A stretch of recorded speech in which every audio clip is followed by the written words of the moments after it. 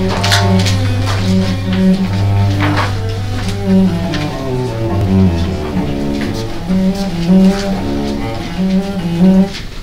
feeling like the eye of the tiger. Now that Jay is here.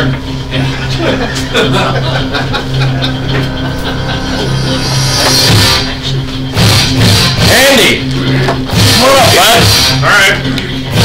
Self-confidence formula. Alright, self-confidence formula. First, I have the ability to achieve the objects I set for purpose in life.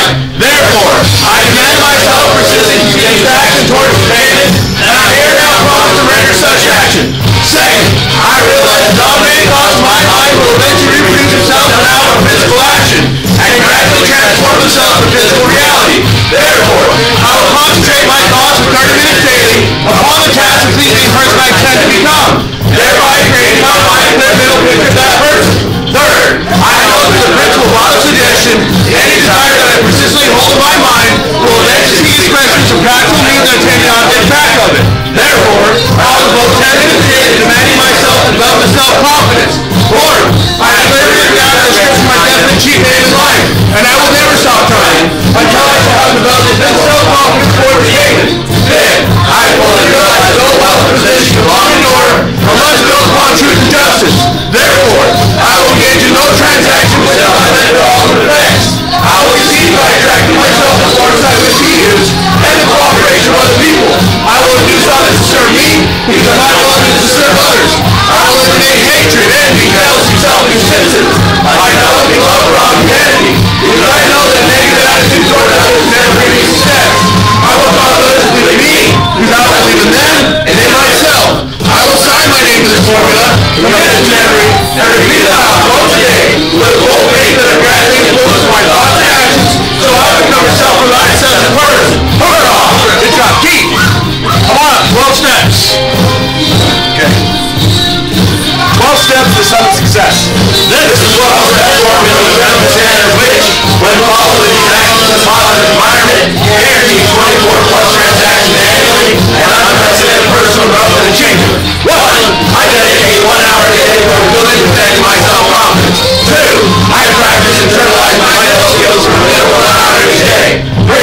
I contact my sphere of influence by mail, by phone, and my email quarterly. 4. I make 150 plus contacts per week, 30 plus per day, by phone or in person. 5. I follow up on all 5 weeks daily. 6. I set 5 plus 2 appointments for weekly buyers and sellers. 7. I actively pre-qualify 100% of my appointments. 8. I have an appointment attended with this regularly so that consider catering. 9. I call myself as weekly because all this except 3 weeks of inventory set. 10. I sell 75% of all my listing inventory. 11. I will return every signed call and contact every buyer leading to 200 buyer. 12. I only work with highly qualified buyers and pre-qualified buyer and sign a buyer broker agreement. For a more commission, less time and less energy spent, I recognize success comes with consistent actions stronger than outcomes. Therefore, I commit to all your success as well as on success. Jonathan! Quit bigger, my friend. No, I am the one. I'll leave not problem. I'll leave not long. I'll leave not doubt. I'll leave not doubt. I'll create not destroy. I'll create not destroy. I will force for good. I will force for good. I am the leader. I am the leader. Defy the odds. Defy the odds. Set new standard. Set new standard. Step up. Step up. Step up. Step up. Step up. Step up. Nice job. Kelby. I'm going to call you Colby one more time. Kelby! Get up there. That's my son-in-law's name. For my defense. I think the information I want is years old. I price honesty right. I focus on small wins every day. Really a transaction or running in the market. My ability to make me succeed. I get stronger every step. I master every situation. I confidence my table with competitive integrity. I always have it in the thoughts. I take extra care of my money. I start every day with a bunch of energy. I am task-oriented. I check clear priority daily. I know what I'm running in. I enjoy the great financial money each day. I get it to give me a little bit instead. I take prosperous thoughts. I am prosperous. I have my life. I live prosperous every day. Taking action is easy for me. I need your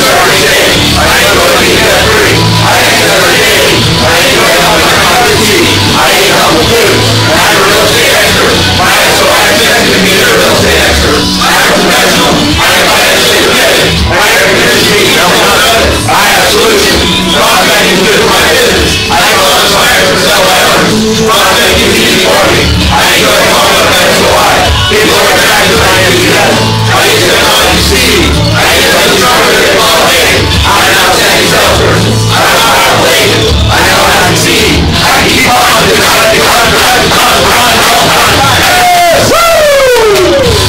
What happens if you stop looking?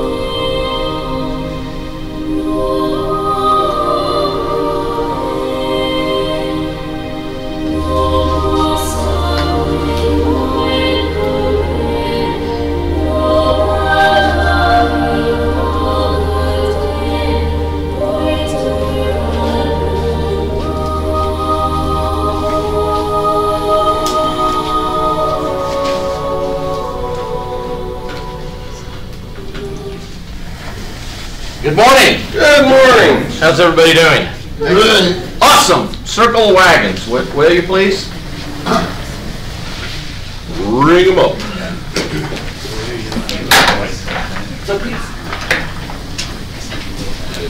Oh, Lordy mercy.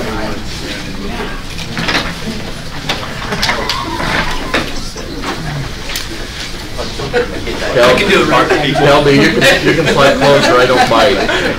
Yeah, I don't stink. Alma might. I know Alma. Please. Did you do any racing this morning? No. There were too many Priuses on the road. Nice. He kept getting smoked, so gave up. Right? Yeah. Well, welcome everybody. So wins, gratitudes, victories. What do we have out there? We have a new family member. Yeah. Introduce yourself, will you please? I'm Jaime Ortega. I just recently got my, I guess, took the exam and passed it after. Good job! Yeah! So I currently work for AT&T and just kind of looking for that change and, found the opportunity here. So, looking forward to it. We're excited to have you. Thanks for being here. So 7:30 in the morning we do a role play. If you can be here and we'll help you polish your skill.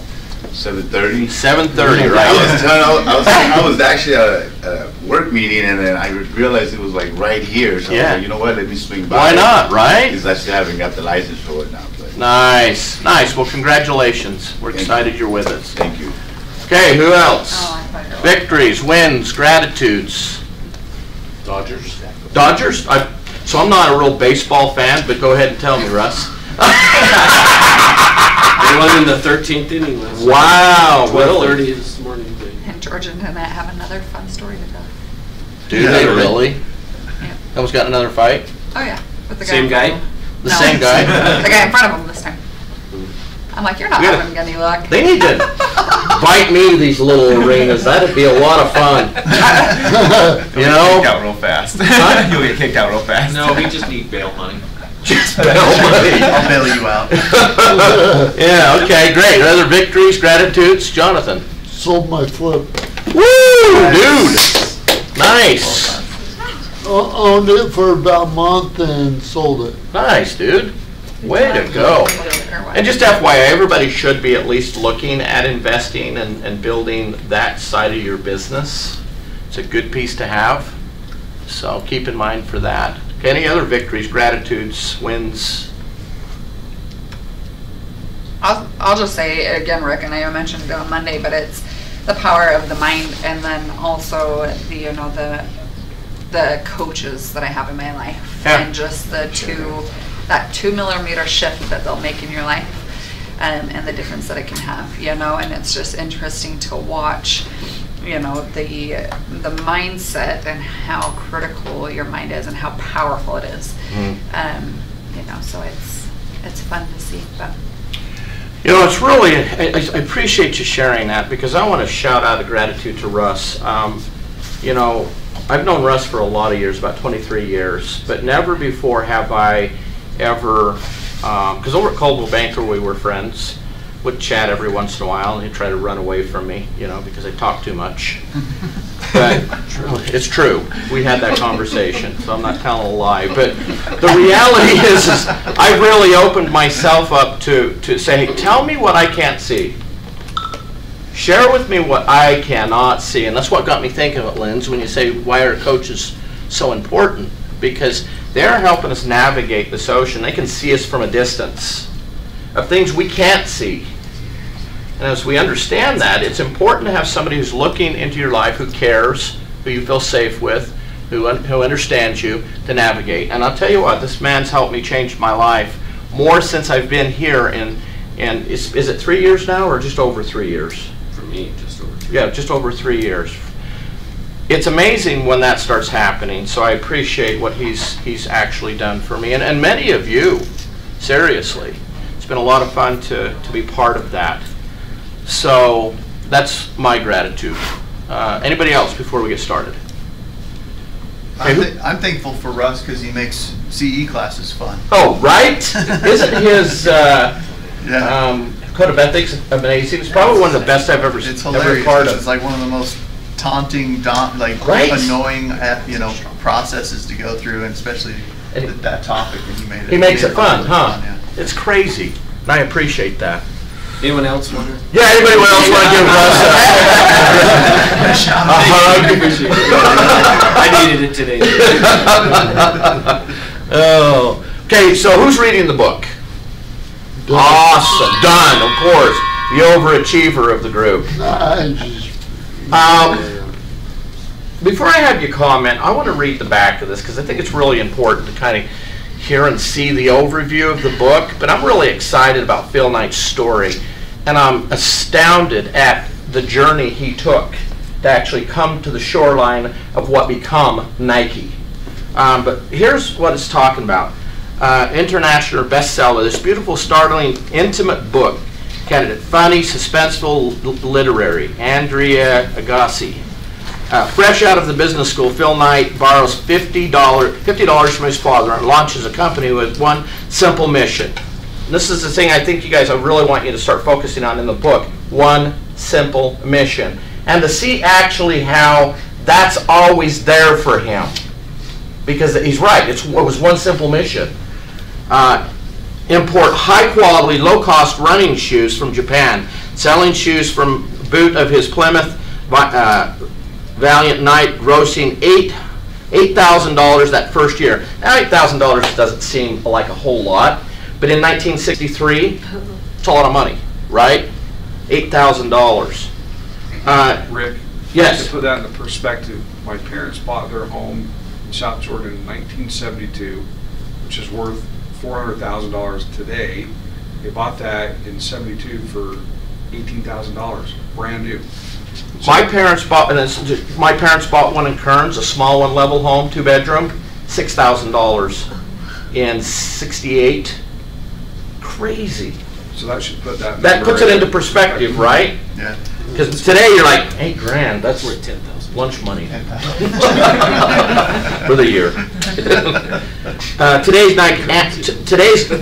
Today Nike's annual sales top $30 billion. Wow, that's crazy. And the swoosh is more than a logo. Man, the swoosh was something that I've had on my board, and he's used it as a simple, just do it. I've always stated, just do it, right? I mean, I love that part of this, and I was just really intrigued on why Nike? Why is it Nike?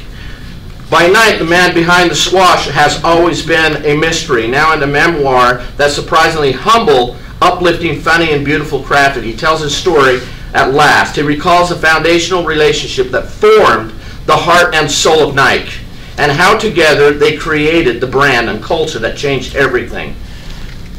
That is the heart of the book. I mean, seriously, this was like an inspiring journey. But now that I've said that, what are you guys getting out of this first part of this book? What's intriguing to you? What are you, and how do you apply it to real estate? The story. I'll share something. Please. When he, and I don't know how far we are, but he talks about naming the company, and I found this fascinating. The first thing you said talked about the dedication to the mission, and the reason I bring that up is naming the company wasn't a big deal to them, and the way that they came up with it, if you've read this far or haven't, was kind of on a whim. Yes. And it didn't matter relative to the big picture. And so the lesson there is that oftentimes, I can speak from personal experience, and I'm sure many of you, we focus on things that don't matter as much instead of what the overall mission is and should be. Yeah, really good. Well, the original company name wasn't even Nike. Right? It was Blue Blue Ribbon. Isn't that fascinating how that come about? That happened on a whim. On a whim in the front of executives at a shoe factory, right? Did you read that? Yeah. So it was absolutely fascinating. He graduated college, Stanford, right? Right. And when he before he graduated, he took 6 months to write a paper about how it'd be a fantastic idea for someone to import high quality shoes. He gets done, he's back home, and he's sitting there thinking, what the heck am I gonna do? And he's all, this crazy idea just can't leave me. I worked 6 months on this paper. It's just an idea. So I gotta get to Japan. So he goes to his dad and says, hey Dad, will you, I want to go on a trip all the way around the world. Will you help me? Will you pay for that? His dad's all, you know, I wish I traveled more before I got a job and got married. Yeah, I'll pay that. He's all, okay, I gotta make a stop in Japan. So let me ask you this, Jonathan, was the $50 just an easy approach to him? Or was this like a daunting task that he made up all of these stories of why it wasn't going to happen, right? Well, yeah, he seemed to have a lot of stories in the back of his head about why it wasn't going to happen. And then he's all, okay, I'm in Japan, I got to talk to a shoe company. So he went to a shoe company and they treated him almost like royalty. Yep. And they wanted to give him a grand tour of the whole place, and then they brought him into a boardroom and they all circled around the table. I can only imagine. And so he's all, I start giving them the dissertation of my paper, and they asked me 2 questions I hadn't even thought about. How big's the market in America, and what's the name of your company? He's all, I didn't know either answer, so I just said, well, the market in America is $1 billion. $1 billion. Just pulled it out of the air. And he remembered the blue ribbon he had won from a race he had ran. So he's all, I represent the Blue Ribbon company, which doesn't even exist. And they're like, yeah, you can represent us. We're already on the East Coast, but we want to get on the West Coast. And well, in that, Jonathan, let's bring in the fact that he's sitting there after he pulled this out of thin air, and then these guys start like fighting back and forth. He doesn't understand the language, but he can feel and see the energy. And then they all get up and just walk out, and he's there in this boardroom going, okay, do I just get up and leave? What do I do? Did I blow it? Did I blow it? Man, what's going on? So total, and here as we relate this to real estate, how many of you gone into a listing presentation and just did it, and you don't know whether you got it or don't have it? I mean, this is even worse because he's in a country he doesn't know. He's in front of people, he doesn't know the culture, he doesn't know how to represent himself. But he went in with what? Passion, right? Right. And his dad's all, well, when you're in Japan, there are some buddies I served in World War II with, go meet with them. And he did that before he went to a shoe company. And they told him in Japanese culture, it is so foreign. If you're pushy, they won't do business with you. You gotta be laid back, just share with them, and if you think you've got the deal, you probably don't. Yep. And if you think you don't have the deal, you probably do. Yep. And so when all these people run out of the boardroom, he's all sitting there, holy. Oh boy. Wow. Go Jonathan! Woo! You're right. Fired up over there. I'm gonna start reading. Now the voice let him up, right? We want more. And so he really didn't know what to do, and then they all run back in. Here are our lines. Which one do you think should go to America? But why do you guys think that happened? Because look, he didn't own it. He wasn't a company. He's just a person on a journey. But with what? Belief and a mission, right? Had a vision. Yeah, a vision. Preparation. Right. How many of us are taking on our real estate career like that? Are we waking up in the day with a single focus on what we're trying to accomplish? I mean, really sit back and think about your journey. Do you believe? And I tell you what, my confidence sometimes is a little too much. But I believe where I am and what I'm doing, and that we are the best. You know, you'll hear George say all the time, that's the greatest gathering of real estate agents in the history of the world. I believe that. I believe that. Linz. Rick, so I was listening to another video, and I sent it to some of you this morning, but in the video there's my favorite quote, and I've heard it from Tony Robbins before, but he says, God gave you the gift of life, what are you giving God? Right? But I heard it in a different way today, and it basically was in essence to what you guys are talking about. And he said, you know, your belief in your mission, what is it that you're wanting to accomplish? But the way that he talked about it is he said, you know, God put you on this earth to create.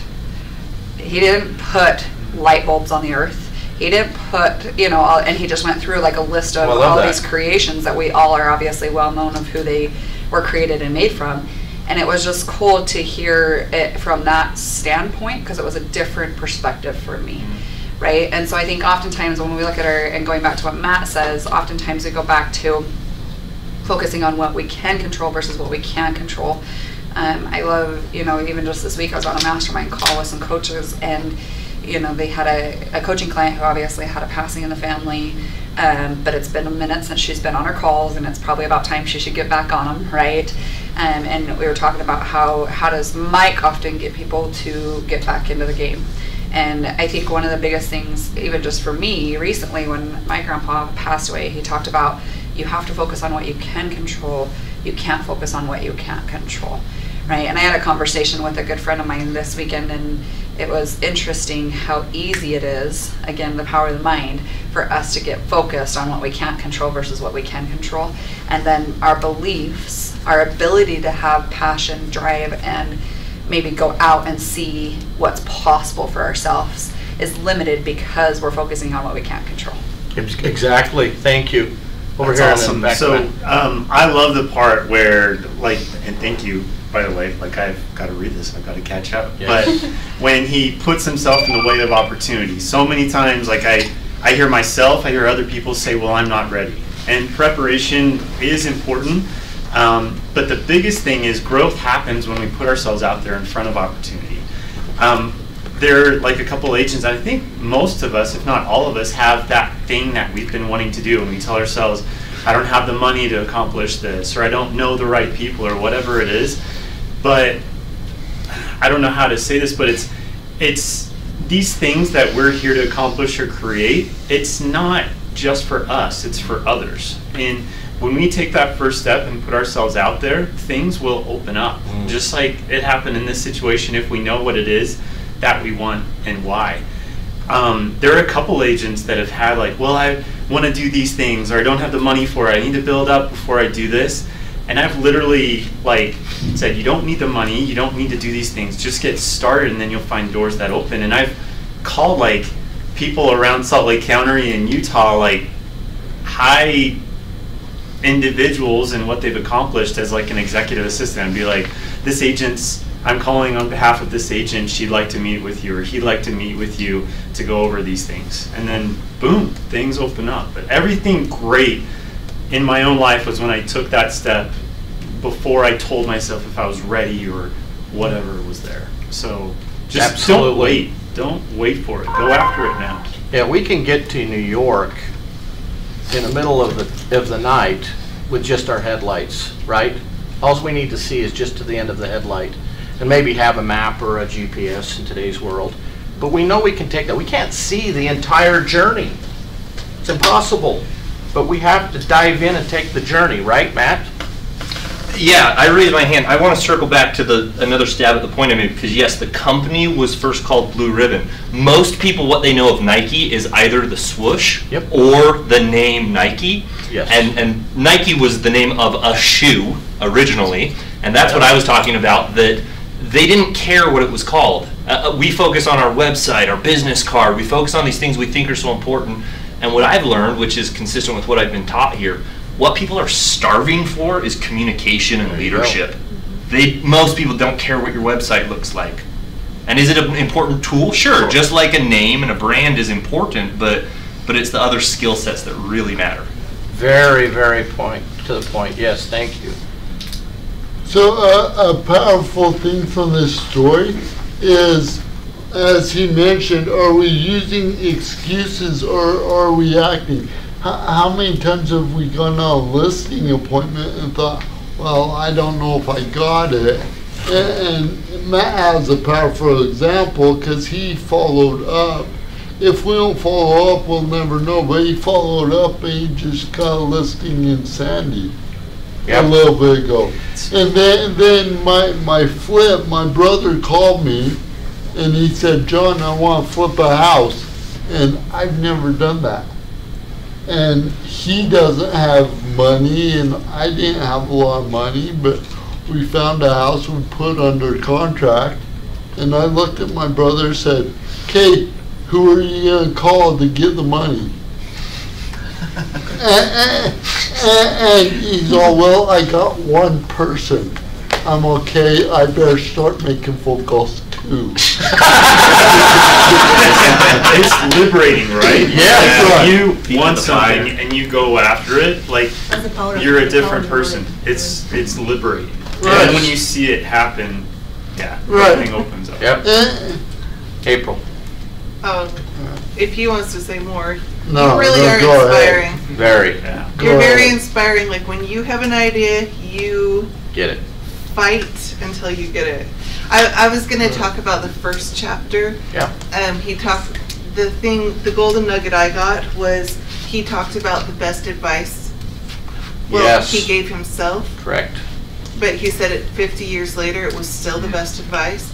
And what that was on a run when he was deciding to do this. He said he was going to go after it, just like a runner runs and runs and runs. And sometimes they don't even know what they're running for, but really what they're afraid of is they're afraid of stopping. What happens if I stop running?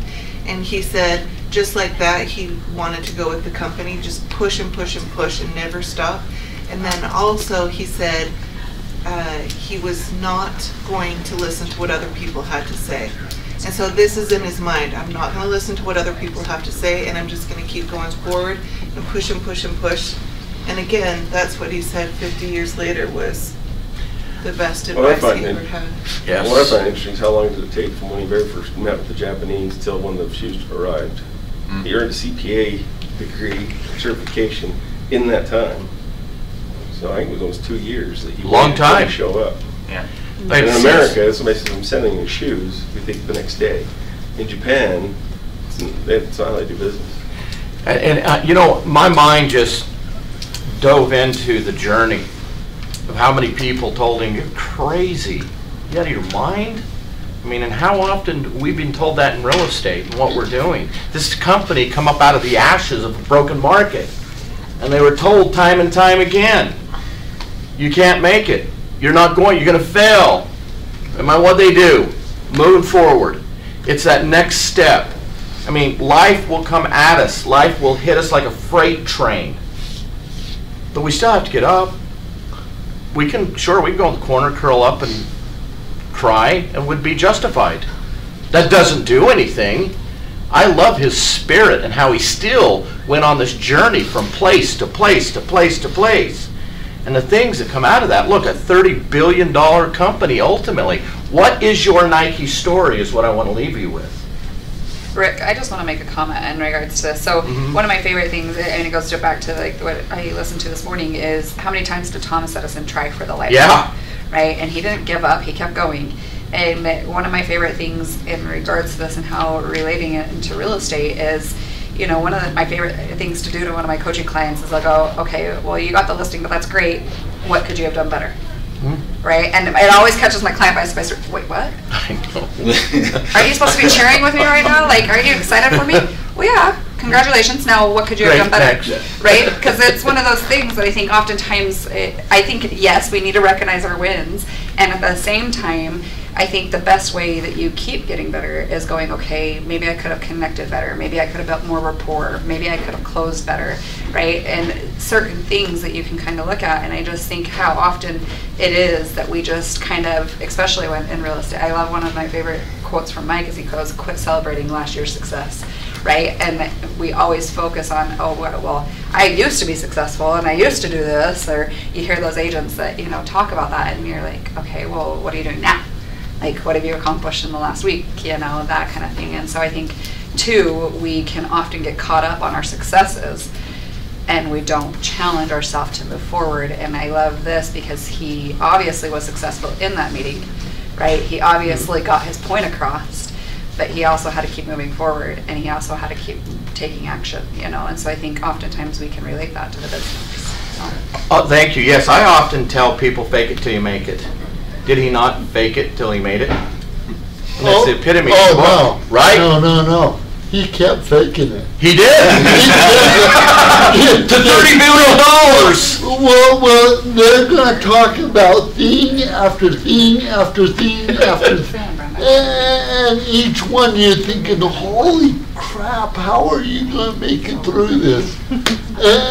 So the comment that Lindsay made, extremely powerful. God gave us life. Not only did He give us life, but He gave us a passion. Mm-hmm. What are we giving back to Him? So in here, in the book, it shows us how obstacles are going to get in the way of our passion, but it really doesn't matter. Like Ford said, obstacles are those frightful things when we take our mind off our goal. He had a goal, and the obstacles were only things that he went through or over or around. Here's what I want to leave you guys with. Let's read to 1969, page 137. We won't be having this next week because George is going to do a special presentation for people out of town on a base camp or a morning ascent. Thank you. But at the following week, here's what I want you to do in that time. Live in the moment of the book and the story. Take it in. Live in the moment as you're walking beside him and viewing this from, you know, by his side and passionately look in it. Because the best way to describe this book is passion. And the passion we all have. What is your Nike story? And apply it to what are you doing to conquer your fears and your obstacles. If you do that, great things will come of it. We all have our Nike story. So that being said, let's do closing affirmations. Matt, would you lead us in that? Oh, I would love to. Perfect. Are we pushing chairs back first? Yes, please. Okay. Put your wagon back. Yeah. Put your wagon back. Sorry. I love that. Can I borrow this one? You can. Yes, you can. All right, closing affirmations. I succeed because I act on my goals. I am an optimist. I like talking to new people. I know what is important to me. I remember people's names. I have a daily plan and I follow it. I'm passionate about real estate. I know consistency is my greatest tool. I like asking questions and listening. I enjoy reading to improve my sales skills. My thoughts lead my emotions, actions, and goals. I focus on my dreams daily. My presentation is powerful and persuasive. I improve my skills daily. I am happy. I love prospecting because it feeds my business. I see my future is awesome. I love my life. I'm grateful and thankful. I control my thinking. I believe in me. I do outstanding. I use my means to often succeed daily. I get things done. I provide excellent customer service. I drink water daily. People love me. People love me. I love others. I am disciplined and accountable for my daily schedule. I prospect daily. I set appointments daily. I'm an absolute winner. I achieve my goals. I'm a real estate rock star. I'm passionate about my life. I live every day with purpose. I'm confident in my sales skills. I know my destiny. I'm healthy and strong. I'm powerful. I'm unstoppable. I keep positive, exciting, fun, all the time. Good morning. Morning. Morning. Morning.